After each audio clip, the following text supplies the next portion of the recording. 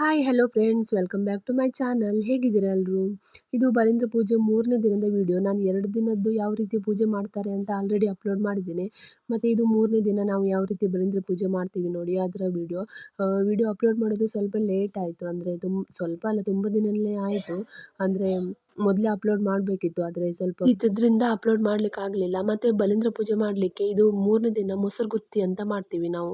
ಅಂದರೆ ಮೊಸರುಗುತ್ತಿ ಅಂದರೆ ಮೊಸರು ಅನ್ನ ಅಲ್ಲ, ಅಂದರೆ ಅನ್ನ ಇರುತ್ತೆ ನೋಡಿ, ನಾವು ಊಟ ಮಾಡಲಿಕ್ಕೆ ಅನ್ನ ಮಾಡ್ತೀವಲ್ಲ, ಅದರಲ್ಲೇ ಸ್ವಲ್ಪ ಅನ್ನವನ್ನು ಎತ್ತಿಡಬೇಕು ದೇವರಿಗಂತ. ಆ ಅನ್ನವನ್ನು ಎತ್ತಿಟ್ಟು ಮತ್ತು ಅದಕ್ಕೆ ಸ್ವಲ್ಪ ಹಾಲು ಹಾಕಿ, ನಾನಿಲ್ಲಿ ಬಾಳೆ ಎಲೆಯಲ್ಲಿ ಹಾಕಿ ಕಟ್ತಾ ಇದ್ದೇವೆ. ಅದು ಆ್ಯಕ್ಚುಲಿ ಬಾಳೆ ಎಲೆಯಲ್ಲಿ ಹಾಕೋದಲ್ಲ, ಇದು ಕುಂಬಳ ಎಲೆ ಮತ್ತು ಹೀರೆ ಎಲೆ ಬರುತ್ತೆ ನೋಡಿ, ಅದು ಕುಂಬಳ ಎಲೆಯಲ್ಲಿ ಹಾಕಿ ಕೊಟ್ಟದ್ದು. ಆದರೆ ಇವಾಗೆಲ್ಲೂ ಕುಂಬಳದ ಗಿಡ ನೆಡಲ್ಲ ಯಾರು ಹೆಚ್ಚಾಗಿ. ಅದು ಎಲೆ ಸಿಗಲಿಲ್ಲ, ಹಾಗಾಗಿ ಇವತ್ತು ಬಾಳೆ ಎಲೆಯಲ್ಲೇ ಹಾಕಿ ಅದಕ್ಕೆ ಸ್ವಲ್ಪ ಅನ್ನ ಹಾಕಿ ಹಾಗೆ ಹಾಲನ್ನು ಹಾಕಿ ಈ ಕೊಕ್ಕೆ ಹಾಕಿ ಕಟ್ಟಿ ಇಡೋದು. ಮತ್ತು ಬಲೀಂದ್ರ ಪೂಜೆ ಸೇಮ್, ಅಂದರೆ ನಿನ್ನೆ ಮೊನ್ನೆ ಯಾವ ರೀತಿ ಮಾಡಿದ್ವಿ ನೋಡಿ ಅದೇ ರೀತಿ. ಆದರೆ ಇವತ್ತು 3 ದೀಪ ಹಚ್ಚಬೇಕು. ಫಸ್ಟ್ ದಿನ ಒಂದು ದೀಪ, 2ನೇ ದಿನ 2 ದೀಪ, ಇವತ್ತು ಆ್ಯಕ್ಚುಲಿ 3 ದೀಪ ಹಚ್ಚಬೇಕು.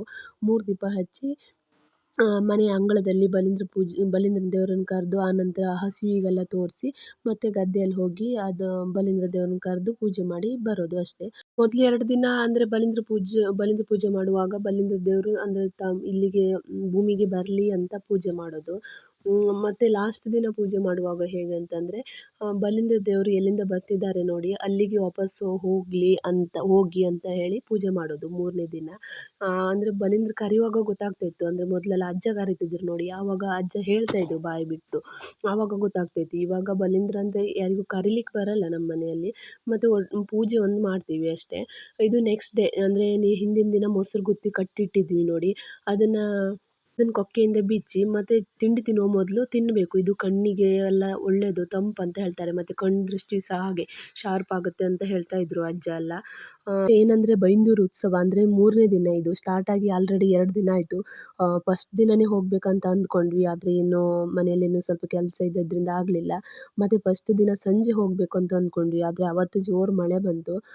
ಮತ್ತು ನೆಕ್ಸ್ಟ್ ಡೇ ಹೋಗಬೇಕಂತ ಅಂದ್ಕೊಂಡ್ವಿ, ಆವತ್ತೂ ಆಗಲಿಲ್ಲ. ಮತ್ತು ಇವತ್ತು ಏನಾದರೂ ಆಗಲಿ ಅಂತ ಇವತ್ತು ಹೋಗಬೇಕು ಅಂತ ರೆಡಿ ಆದ್ವಿ. ಅಂದರೆ ಮಧ್ಯಾಹ್ನ ಹೊತ್ತಿಗೆ 12 ಗಂಟೆಗೆ ಹೋಗ್ತಾ ಇದ್ವಿ. ಅಂದರೆ ಬೆಳಿಗ್ಗೆ ಮನೆ ಕೆಲಸ ಎಲ್ಲ ಉಂಟಲ್ಲ, ಹಾಗೆ ಬೇಗ ಬೇಗ ಮನೆ ಕೆಲಸ ಎಲ್ಲ ಮಾಡಿ ಮಧ್ಯಾಹ್ನ 12 ಗಂಟೆ ಹೊತ್ತಿಗೆ ಹೋಗ್ತಾ ಇದ್ವಿ.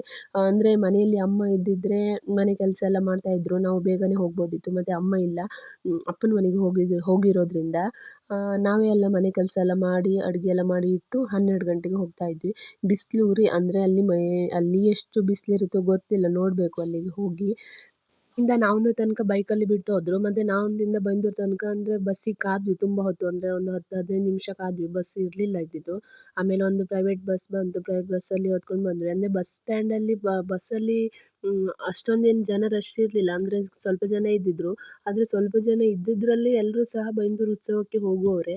ಅಂದರೆ ನಾವು ಅಂದ್ಕೊಂಡ್ವಿ ಮಧ್ಯಾಹ್ನದ ಹೊತ್ತು ಇವಾಗೆಲ್ಲ ಯಾರು ಹೋಗ್ತಾರೆ, ಮಧ್ಯಾಹ್ನ ಅಲ್ಲ, ಊಟದ ಟೈಮ್ ಅಲ್ಲ, ಎಲ್ಲ ಕ್ಲೋಸ್ ಆಗಿರುತ್ತೇನೋ ಅಂತ ಅಂದ್ಕೊಂಡು ಬಂದ್ವಿ. ಆದರೆ ನೋಡಿದರೆ ಜನ ಸಹ ಬರ್ತಾನೇ ಇದ್ದರು ನೋಡಲಿಕ್ಕೆ, ಬೈಂದೂರು ಉತ್ಸವ ನೋಡಲಿಕ್ಕೆ. ಜಸ್ಟ್ ಇವಾಗ ಬಂದು ಬಸ್ಸಿಂದ ಇಳಿದ್ವಿ. ಇಲ್ಲಿಂದ ಒಂದು 2 ನಿಮಿಷ ನಡ್ಕೊಂಡು ಹೋಗಬೇಕು. ಹಾಗೆ ಎಲ್ಲರೂ ಹೋಗ್ತಾ ಬರ್ತಾ ಇದ್ದರು. ಅಂದರೆ ನಾವು ಗೊತ್ತಿರಲಿಲ್ಲ ಆ್ಯಕ್ಚುಲಿ ಬೈಂದೂರು ಉತ್ಸವ ಅಲ್ಲಿ ನಡೀತಾ ಉಂಟು ಅಂತ. ಅಲ್ಲಿ ಬಸ್ಸಿನ ಕಂಡಕ್ಟ್ರು ಹೇಳಿದರು, ಇದರಲ್ಲೇ ಸ್ಟ್ರೈಟ್ ನಡ್ಕೊಂಡು ಹೋಗಿ ಹಂಗೆ ಮುಂದೆ ಸಿಗುತ್ತೆ ಅಂತ. ಹಾಗೆ ಹೋಗ್ತಾ ಇದ್ವಿ. ಮತ್ತು ಜನ ಎಲ್ಲ ಹೋಗ್ತಾ ಬರ್ತಾ ಇದ್ರಲ್ಲ, ಹಾಗೆ ಇದರಲ್ಲೇ ಹೋಗ್ತಾ ಇದ್ವಿ. ಅಂದರೆ ಈ ಕಡೆ ಎಲ್ಲ ಬರೋದು ಕಮ್ಮಿ ನಾವು, ಬೈಂದೂರು ಕಡೆ ಎಲ್ಲ. ನಮ್ಮದೇನಿದ್ರು ಕುಂದಾಪುರ ಆ ಕಡೆ ಎಲ್ಲ ಹೋಗೋದಲ್ಲ, ಹಾಗಾಗಿ ಈ ಕಡೆ ಬರೋದು ಕಮ್ಮಿ ನಾವು. ಎಂಟರ್ ಆದ ಕೂಡಲೇ ಇಲ್ಲಿ ಎಲ್ಲ ಹೋಗ್ತಾ ಇದ್ರು. ನನಗೂ ಗೊತ್ತಿಲ್ಲ ಒಳಗಡೆ ಏನಿರ್ಬೋದು ಅಂತ. ನಾವು ಸಹ ಇದೇ ಕ್ಯೂ ಅಲ್ಲಿ ನಿಂತ್ಕೊಂಡು ಹೋದ್ವಿ. ಅಂದರೆ ಇದು ಕುಮ್ರಿಕಾನ ಅನ್ನುವಂಥ ಒಂದು ಪ್ರದೇಶ. ಅಲ್ಲಿರುವಂಥ ಕಾಡಾಗಿರ್ಬೋದು, ಮನೆಗಳಾಗಿರ್ಬೋದು, ಮತ್ತು ಅಲ್ಲಿ ಕಾಡಲ್ಲಿರುವಂಥ ಪ್ರಾಣಿ ಪಕ್ಷಿಗಳಾಗಿರ್ಬೋದು, ಮತ್ತು ಸ್ಕೂಲು, ಹಾಗೆ ಅಲ್ಲಿ ಯಾವುದೇ ಆ ಪರಿಸರದಲ್ಲಿ ಇರುವಂತಹ ಏನೆಲ್ಲ ಇದೆ ನೋಡಿ ಆ ಪರಿಸರದಲ್ಲಿ, ಅದನ್ನೆಲ್ಲ ಈ ಒಂದು ರೀತಿಯಲ್ಲಿ ಮಾಡಿದ್ದಾರೆ. ತುಂಬ ಚೆನ್ನಾಗಿತ್ತು ನೋಡಲಿಕ್ಕಂತೂ. ಅಂದರೆ ನನಗಂತೂ ತುಂಬ ಇಷ್ಟ ಆಯಿತು. ಕಾನ್ಸೆಪ್ಟನ್ನೆಲ್ಲ ಯೋಚನೆ ಮಾಡಿ ಅದು ಈ ರೀತಿಯಲ್ಲಿ ಮಾಡಿದ್ದಾರೆ ನೋಡಿ, ತುಂಬ ಚೆನ್ನಾಗಿತ್ತು. ಅವರು ಎಷ್ಟು ಥ್ಯಾಂಕ್ಸ್ ಹೇಳಿದ್ರು ಸಾಲದು ಅವರಿಗೂ ಈ ರೀತಿ ಎಲ್ಲ ಮಾಡಿರುವಂಥದ್ದು. ಮತ್ತು ಇದು ಈಶ್ವರ, ಅಂದರೆ ನೀರಿನಲ್ಲಿ ಇರುವಂಥದ್ದು, ಗುಹೆ ಒಳಗಡೆ ಮತ್ತು ನೀರಿನಲ್ಲಿ ಇರುವಂಥ ಈಶ್ವರನ ವಿಗ್ರಹ. ಸೇಮ್ ಅದೇ ಮೂಡ್ಗಲ್ಲಲ್ಲಿರುವಂಥ ಈಶ್ವರನ ವಿಗ್ರಹ ಮತ್ತು ಅಲ್ಲಿ ಯಾವ ರೀತಿ ಇದೆ ನೋಡಿ ಅದೇ ರೀತಿಯಲ್ಲಿ ಇಲ್ಲಿ ಮಾಡಿದ್ದಾರೆ. ಮತ್ತು ಇಲ್ಲಿ ಹೊರಗಡೆ ಬಂದರೆ ಎಂಟರ್ ಆದರೆ ಗುಡ್ಡದಿಂದ ನೀರು ಬೀಳ್ತಾ ಇರುವಂಥದ್ದು, ಮತ್ತು ಆನೆ ಆಗಿರ್ಬೋದು, ಮತ್ತು ನವಿಲು, ಹಾಗೆ ಬೇರೆ ಬೇರೆ ಪ್ರಾಣಿಗಳಿಂದೆಲ್ಲ ಮಾಡಿದ್ದಾರೆ. ಮತ್ತು ಇಲ್ಲಿ ಎಲ್ಲೂರು ಮೂಕಾಂಬಿಕಾ ಅಂದರೆ ದೇವಸ್ಥಾನದ ಪುಟ್ಟ ದೇವಸ್ಥಾನದ ರೀತಿಯಲ್ಲೂ ಸಹ ಮಾಡಿದ್ದಾರೆ. ಮತ್ತು ಸುತ್ತಲೂ ಕಾಡು ಅಂದರೆ ಬೇರೆ ಬೇರೆ ಗಿಡಗಳಾಗಿರ್ಬೋದು ಎಲ್ಲವನ್ನೂ ಸಹ ಇಟ್ಟು ಮಾಡಿದ್ದಾರೆ.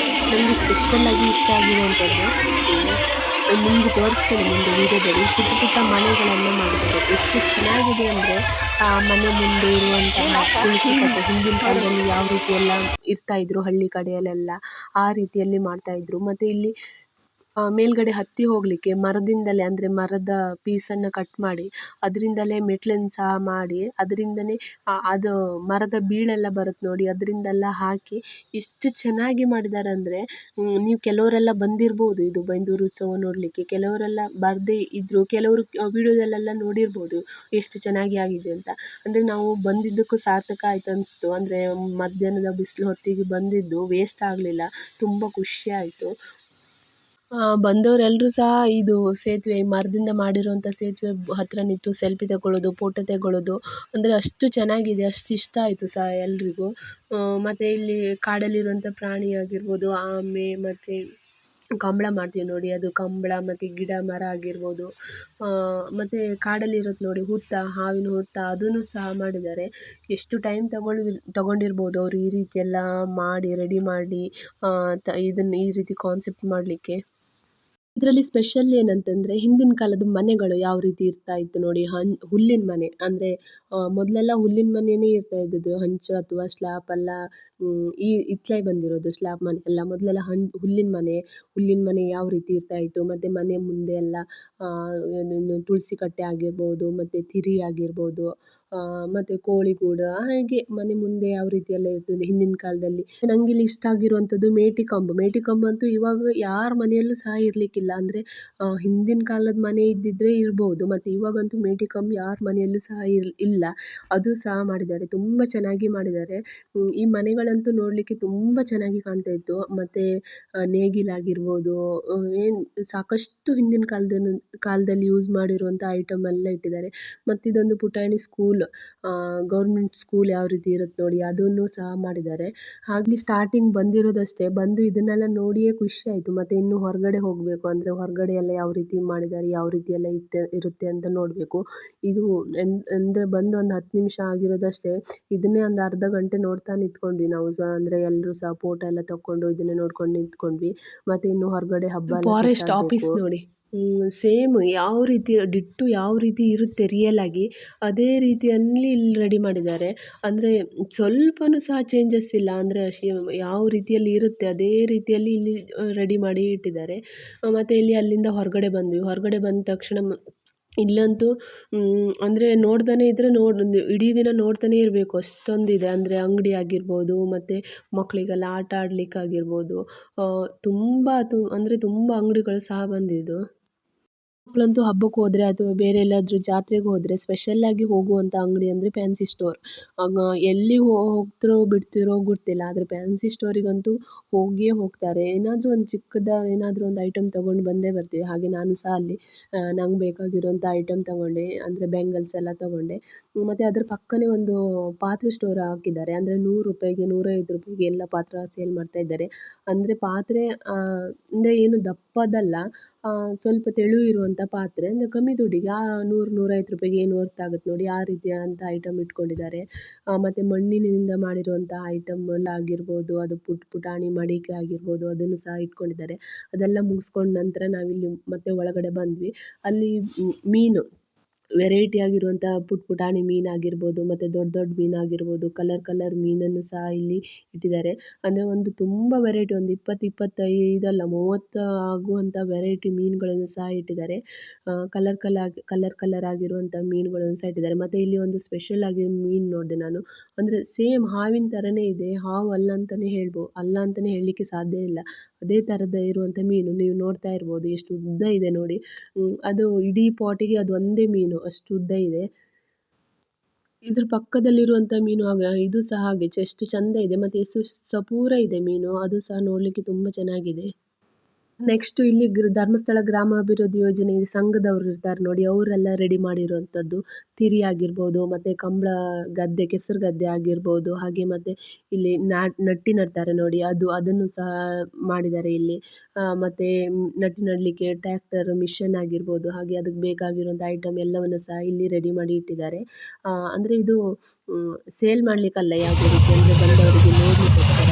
ಇಲ್ಲಿ ಸಹ ಚೆನ್ನಾಗಿದೆ ನೋಡಿ, ಅಂದರೆ ಒಂದು ಪಾತ್ರೆ ಟೈಪ್ ಮಾಡಿ ಅದರಲ್ಲಿ ಮೀನು ಹಾಕಿ ಅದರಲ್ಲಿ ಬೋಟ್ ಸಹ ಇಟ್ಟಿದ್ದಾರೆ. ಬೇರೆ ಬೇರೆ ಹೂವಿನ ಗಿಡಗಳನ್ನು ಸಹ ಇಟ್ಟಿದ್ದಾರೆ ಸೇಲಿಗೆ. ಅಂದರೆ ನಾನು ತಗೊಳ್ಬೇಕಂತ ಅಂದ್ಕೊಂಡೆ, ಆದರೆ ನಮ್ಮ ಮನೆಯಲ್ಲಿ ದನ ಕರ ಎಲ್ಲ ಇರೋದ್ರಿಂದ ಅದೆಲ್ಲ ತಿಂತವೆ ಜಾಸ್ತಿಯಾಗಿ. ಹೂವಿನ ಗಿಡ ಎಲ್ಲ ಚಿಗುರಲಿಕ್ಕೆ ಬಿಡೋದಿಲ್ಲ, ಹಾಗಾಗಿ ಅದನ್ನು ತಗೊಂಡಿಲ್ಲ. ಮತ್ತು ಇಲ್ಲಿ ತಿರಿ ಮಾಡಿದ್ದಾರೆ, ಅಂದರೆ ಮುಂಚಿನ ಕಾಲದಲ್ಲೆಲ್ಲ ತಿರಿ ಎಲ್ಲ ಮಾಡ್ತಾಯಿದ್ರು ನೋಡಿ, ಅದನ್ನು ಸಹ ಇಲ್ಲಿ ಪುಟಾಣಿ ತಿರಿಯನ್ನು ಸಹ ಮಾಡಿದ್ದಾರೆ. ಮತ್ತು ಒಂದು ಊರನ್ನು ಸಹ ಇಲ್ಲಿ ಕ್ರಿಯೇಟ್ ಮಾಡಿದ್ದಾರೆ, ಊರು ಮತ್ತು ಅಕ್ಕಪಕ್ಕ ಮನೆಗಳು, ಬಾವಿ ಅದನ್ನೆಲ್ಲ ಕ್ರಿಯೇಟ್ ಮಾಡಿದ್ದಾರೆ. ಮತ್ತು ಇಲ್ಲಿ ಧರ್ಮಸ್ಥಳ ಸಂಘದವರು ಅಂದರೆ ಇವಾಗ ಅಂದರೆ ಸ್ಪೆಷಲ್ ಆಗಿರುವಂಥ ಐಟಮ್, ಅಂದರೆ ಇವಾಗ ನಮಗೆ ಡೈಲಿ ನೋಡಲಿಕ್ಕೆ ಸಿಗದೇ ಇರುವಂತಹ ಐಟಮ್ ಆಗಿರ್ಬೋದು. ಮತ್ತು ಈಗ ಕುಂಬಳಕಾಯಿ ಎಲ್ಲೊಂದು ಇಟ್ಟಿದ್ದಾರೆ, ಅದರ ಸ್ಪೆಷಾಲಿಟಿ ಏನಂದರೆ ಅದು ಎಷ್ಟು ವೆಯ್ಟ್ ಇದೆ ಅಂದರೆ ನಂಗೆ ನೆನಪೋಯ್ತು. ಅಂದರೆ ಇವಾಗ ಮಾಮೂಲಿಯಲ್ಲೆಲ್ಲ ಆಗಿ ಅಂಗಡಿಯಲ್ಲೆಲ್ಲ ಸಿಗೋದಿಲ್ಲ ಅಷ್ಟು ವೆಯ್ಟ್ ಇರುವಂಥ ಕುಂಬಳಕಾಯಿ, ಹಾಗೆ ಬೇರೆ ಬೇರೆ ಇರುವಂಥ ತರಕಾರಿ ಆಗಿರ್ಬೋದು, ನಾವು ನೋಡಲಿಕ್ಕೆ ಸಿಗದೇ ಇರುವಂಥ ತರಕಾರಿ, ಹಣ್ಣು ಅದನ್ನೆಲ್ಲ ಸಹ ಇಟ್ಟಿದ್ದಾರೆ. ಮತ್ತು ಕೆಲವೊಂದು ಬೀಜಗಳನ್ನೆಲ್ಲ ಇಟ್ಟಿದ್ದಾರೆ, ಮತ್ತು ಅದ್ರ ಮೇಲೆ ಹೆಸರು ಬರೆದಿಟ್ಟಿದ್ದಾರೆ. ಅಂದರೆ ಅದು ಯಾವುದು ಬೀಜ ಅದು, ಅಂದರೆ ನಾವು ಬೆಳಿಗ್ಗೆನೇ ಹೋಗಬೇಕಿತ್ತು. ಅಂದರೆ ಬೆಳಿಗ್ಗೆ ಹೋಗಿದ್ರೆ ಎಲ್ಲ ನೋಡ್ಕೊಂಡು ಬರೋದ್ರೊಳಗೆ ಸಂಜೆ ಆಗ್ತಾಯಿತ್ತು, ಕರೆಕ್ಟ್ ಆಗ್ತಾಯಿತ್ತು. ಆದರೆ ನಾವು ಹೋಗಿರೋದೇ ಲೇಟ್ ಆಯಿತು, ಅಂದರೆ 12 ಗಂಟೆ ಆಯಿತು. ಮತ್ತು ಬಿಸಿಲು ಬೇರೆ, ಇದೆಲ್ಲ ತಿರುಗಿ ಸಾಕಾಯಿತು. ಅಂದರೆ ಒಳ್ಳೆ ಟೈಮ್ ಮಾಡ್ಕೊಂಡು ಬರಬೇಕು. ಬೆಳಿಗ್ಗೆ ಬಂದರೆ ಎಲ್ಲ ಸುತ್ತಾಡಿಕೊಂಡು, ಅಂದರೆ ವೆರೈಟಿ ಏನಾದರೂ ಐಟಮ್ ತಿಂದ್ಕೊಂಡು ತಿರುಗಾಡ್ಕೊಂಡು ಇರಲಿಕ್ಕೆ ಚೆನ್ನಾಗಿರ್ತಿತ್ತು. ಮತ್ತು ಇಲ್ಲಿ ಪ್ರೋಗ್ರಾಮ್ ಸಹ ಇದ್ದಿತ್ತು, ಅಂದರೆ ಮಕ್ಕಳದ್ದು ಡಾನ್ಸ್ ಆಗಿರ್ಬೋದು, ಬೇರೆ ಬೇರೆ ಸ್ಕೂಲಿಂದ ಬಂದಿರುವಂಥ ಮಕ್ಕಳು ಡಾನ್ಸ್ಗೆ ಎಲ್ಲ ಪ್ರೋಗ್ರಾಮ್ ಸಹ ಇದ್ದಿತ್ತು ಇಲ್ಲಿ. ಉತ್ಸವ ಅಂದರೆ 3 ದಿನ ಅಂತ ಇಟ್ಟಿದ್ದು, ಅಂದರೆ 3 ದಿನದ ತನಕ ಬೈಂದೂರು ಉತ್ಸವ ನಡೀತದೆ ಅಂತ. ಆದರೆ ಜನ ಬರೋದು ನೋಡಿ ಒಂದು ಎಕ್ಸ್ಟ್ರಾ, ನಂಗೆ ಗೊತ್ತಿರೋ ಪ್ರಕಾರ ಎಕ್ಸ್ಟ್ರಾ 2 ದಿನನೋ 3 ದಿನ ಮತ್ತೆ ಎಕ್ಸ್ಟ್ರಾ ಮುಂದೂಡಿದ್ದಾರೆ ಅಂತ ಅನಿಸುತ್ತೆ ನನಗೆ. ಹಾಗೆ 3 ದಿನ ನಡಿಬೇಕಾಗಿರುವಂಥ ಬೈಂದೂರು ಉತ್ಸವ 5 ದಿನದ ತನಕ ನಡೀತು ಅಂತ ಅನಿಸುತ್ತೆ. ಅಷ್ಟು ಗ್ರ್ಯಾಂಡಾಗಿ ಆಯಿತು, ಅಷ್ಟು ಒಳ್ಳೆಯ ರೀತಿಯಲ್ಲಿ ಆಯಿತು. ನಾವೇನು ಐಟಮ್ ಅಂದರೆ ತಿನ್ನುವಂಥ ಐಟಮ್ ಏನು ತಗೊಂಡಿಲ್ಲ ಮನೆಗೆ, ಅಂದರೆ ಸೇಮ್ ಹಬ್ಬಕ್ಕೆಲ್ಲ ಹೋದಾಗ ಸಿಗುತ್ತೆ ನೋಡಿ ಅದೇ ರೀತಿ ಐಟಮ್, ಹಾಗಾಗಿ ತಗೊಂಡಿಲ್ಲ. ಅಲ್ಲಿ ಮತ್ತು ಆರೆಂಜ್ ಮಾಡ್ತಾಯಿದ್ರು, ಅಂದರೆ 1 kgಗೆ ₹50 ಅಂತ. ಹಾಗೆ 2 kg ಆರೆಂಜನ್ನು ತಗೊಂಡು ಹಾಗೆ ಮತ್ತೆ ಮನೆ ಕಡೆ ಹೊರಡ್ತಾ ಇದ್ವಿ. ಮತ್ತು ನಾವು ಎಂಟ್ರೆನ್ಸ್ ಆಗಿದ್ದು ಆ ಕಡೆಯಿಂದ, ಮನೆಗೆ ಈ ಕಡೆಯಿಂದ ನೋಡ್ಕೊಂಡು ಹೋಗುವ ಅಂತ ಬರ್ತಾ ಇದ್ವಿ. ಮತ್ತು ಇಲ್ಲಿ ಒಂದು ಅಂಕಲ್ ಸೇಲ್ ಮಾಡ್ತಾಯಿದ್ರು. ಏನಂತಂದರೆ ಒಂದು ಪ್ಲಾಸ್ಟಿಕ್ ಬಕೆಟ್ ಇರುತ್ತೆ ನೋಡಿ, ಅದನ್ನು ಅವರೇ ಚಾಕು ಹಾಕಿ ಚುಚ್ಚಿ ಹೋಲ್ ಮಾಡ್ತಾರೆ. ಮತ್ತು ಈ ಪ್ಲಾಸ್ಟಿಕ್ ವೈಟ್ ಏನು ಇರುತ್ತೆ ನೋಡಿ ಚಾಕ್ ಟೈಪ್, ಅದನ್ನು ಬೆಂಕಿಯಲ್ಲಿ ಹಚ್ಚಿ ಕ್ಲೋಸ್ ಮಾಡ್ತಾರೆ. ಅದು ಅಂದರೆ ನೀರು ಸೊರಿಯಲ್ಲ, ಅಂದರೆ ಇವಾಗ ಪ್ಲಾಸ್ಟಿಕ್ಕೆಲ್ಲ ಒಡೆದು ಹೋಗದಿದ್ದರೆ ಈ ರೀತಿ ಮಾಡಿದರೆ ಸರಿ ಆಗುತ್ತಂತೆ. ನಾನು ಒಂದು ಪ್ಲಾಸ್ಟಿಕ್ ನಮ್ಮ ಮನೆಯಲ್ಲಿ ಸಹ ಒಂದು ದೊಡ್ಡ ಡ್ರಮ್ ಒಡೆದೋಗಿದೆ, ಅದನ್ನು ಸಹ ಟ್ರೈ ಮಾಡುವ, ಅಂದರೆ ಗೊತ್ತಿಲ್ಲ ಆದರೂ ಆಗ್ಬೋದಲ್ಲ ಅಂತ ನಾನಂತೂ ತಗೊಂಡೆ. ಅದು ಕೇವಲ ₹20 ಮತ್ತು ಇನ್ನೊಂದು ಸ್ಟೀಲ್ ಐಟಮ್ ಬರುತ್ತೆ ನೋಡಿ, ಮನೆಯಲ್ಲೆಲ್ಲ ಸ್ಟೀಲ್ ಇರುತ್ತೆ ನೋಡಿ, ಅದನ್ನು ಸಹ ಹೋಲ್ ಆಗಿದ್ದರೆ ಅದು ಸಹ ಮುಚ್ಚುತ್ತಂತೆ ಹೋಲು. ಅದನ್ನು ಸಹ ತಗೊಂಡೆ ₹20, 20-40 ತಗೊಂಡೆ. ಮತ್ತು ಗೋಲ್ಡ್ ಎಲ್ಲ ಕಲ್ಲರ್ ಹೋಗಿದ್ದರೆ ಅದನ್ನು ಕಲ್ಲರ್ ಬರಲಿಕ್ಕೆ ಬೇಕಾಗುವಂಥ ಹೊಡಿ ಎಲ್ಲ ಮಾಡ್ತಾಯಿದ್ರು, ಅದನ್ನೆಲ್ಲ ತಗೊಂಡಿಲ್ಲ ನಾನು. ಪ್ಲಾಸ್ಟಿಕ್ ಡ್ರಮ್ ಹೋಲ್ ಆಗಿದ್ದರೆ ಅದನ್ನು ಸರಿ ಮಾಡಲಿಕ್ಕೆ, ಮತ್ತು ಸ್ಟೀಲ್ ಪಾತ್ರೆ ಎಲ್ಲ ಒಟ್ಟಿಯಾಗಿದ್ದರೆ ಅದನ್ನು ಸರಿ ಮಾಡುವಂಥ 2 ಐಟಮ್ ತಗೊಂಡೆ. ಮತ್ತು ನಾನು ಇದನ್ನು ಮನೆಗೆ ಹೋಗಿ ನಾನು ಟ್ರೈ ಮಾಡಿ ನಿಮಗೂ ಸಹ ರಿವ್ಯೂ ತೋರಿಸ್ತೇನೆ, ಅಂದರೆ ಇವರು ಹೇಳಿದ್ದು ನಿಜನಾ ಅಥವಾ ಇವರು ನಮಗೆ ಮೋಸ ಜಾಸ್ತಿ ಆಗಿದ್ದರೆ ನಾನು ತಗೊಳ್ತಾ ಇರಲಿಲ್ಲ. ಅಂದರೆ ಮೋಸ ಮಾಡ್ಬೋದು ಅನ್ನೋ ಅಂತ ಅಂದ್ಕೊಂಡು ಸುಮ್ಮನಾಗ್ತಿದ್ದೆ. ಜಸ್ಟ್ ₹20 ಅಲ್ಲ, ಹಾಗಾಗಿ ತಗೊಂಡೆ ನಾನು 2 ಐಟಮನ್ನು. ಇವಾಗ ಹಬ್ಬ ಎಲ್ಲ ಮುಗಿಸ್ಕೊಂಡು ಮನೆ ಕಡೆ ಹೋಗ್ತಾ ಇದ್ವಿ, ಅಂದರೆ ಮಧ್ಯಾಹ್ನ ಊಟ ಸಹ ಮಾಡ್ಕೊಂಡು ಬರಲಿಲ್ಲ, ಹಸಿವಾಗ್ತಾ ಇತ್ತು. ಮನೆಗೆ ಹೋಗ್ತಾ ಅಲ್ಲೇ ಪಕ್ಕದಲ್ಲಿ ಚೈನೀಸ್ ಅಂಗಡಿ ಉಂಟು, ಹಾಗೆ ಅದು ಓಪನ್ ಸಹ ಇದ್ದಿದ್ದು. ಅಲ್ಲೇ ಗೋಬಿ ತಿಂದ್ಕೊಂಡು ಕೋಲ್ಡ್ ಕುಡ್ಕೊಂಡು ಮನೆಗೆ ಹೊರಟ್ವಿ. ಹೊರಡುವಾಗ ಅಂದರೆ 11:30-12 ಗಂಟೆ ಆಗಿತ್ತು, ಆದರೆ ಮನೆಗೆ ಹೋಗುವಾಗ 3:30-4 ಗಂಟೆ ಆಗಿತ್ತು, ಲೇಟ್ ಆಗಿತ್ತು. ಹಾಗೆ ನನ್ನ ಇವತ್ತಿನ ವಿಡಿಯೋ ನಿಮಗೆ ಇಷ್ಟ ಆಗಿದ್ದರೆ ಪ್ಲೀಸ್ ಸಬ್ಸ್ಕ್ರೈಬ್ ಮಾಡಿ.